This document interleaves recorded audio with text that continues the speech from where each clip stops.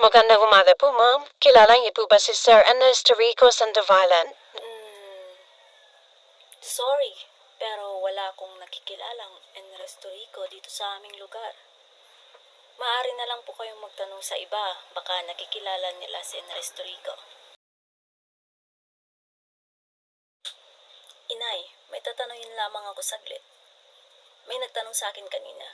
Tinatanong kung kilala ko si Enresto Rico Sandovalan. Wala akong nakikilalang ganoong pangalan. Kilala niyo po ba siya? Si Ernesto Rito Sandovalan ay walang iba kundi si Mang Totoy. Ay nako, kayong mga kabataan talaga hindi nyo na malalaman kasi ang totoo nilang pangalan dahil sa kanilang mga nickname. Dito nga naman sa barangay natin, puro na lang kasi nickname yung sinasabi sa kanila. Pinangalanan lang naman na Mang Totoy si Manong Totoy. Dahil nung bata siya, mahihain siya. Kaya pinaran siyang Totoy para maging vibo. What? Kaya yun, lagi ng pangalan niya, Totoy. Totoy ng pagkakakilala mo sa Ernesto.